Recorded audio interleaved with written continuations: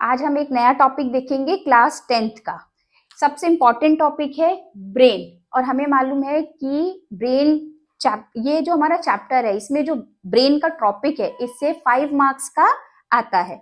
तो सबसे इंपॉर्टेंट जो पार्ट है हमारे बॉडी में वो क्या है? ब्रेन।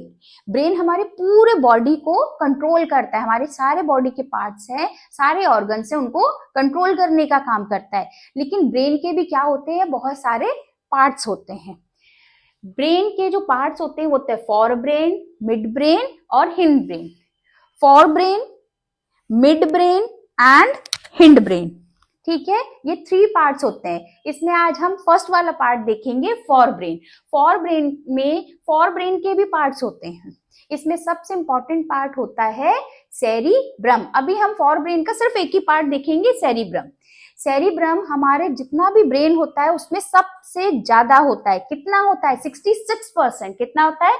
66%। और इसी सेरिब्रम के थ्रू हम जो सोचते हैं, हमारी थिंकिंग है, और नई नई चीजों को जो हम सर्च करते हैं, और हम किसी भी चीज को जो हमारी स्टोर मेमोरी के अंदर स्टोर रहती है ना, याद रखते हैं, वो भी किसके कारण होती है?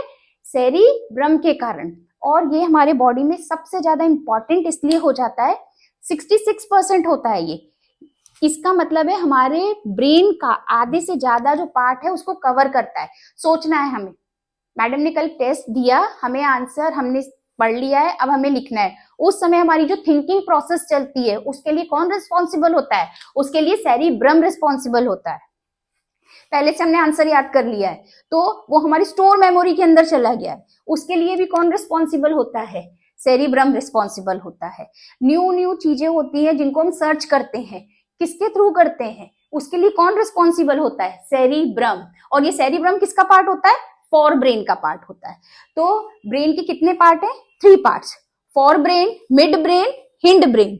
और फॉर ब्रेन के भी कितने पार्ट्स होते हैं? 3 पार्ट्स होते हैं, जिसमें हमने आज सिर्फ एक पार्ट देखा है, सिर्फ सेरिब्रम। इसका सेकेंड पार्ट होता है थैलस, और इसका थर्ड पार्ट होता है हाइपोथैलस। वो हम देखेंगे हमारी नेक्स्ट क्लास।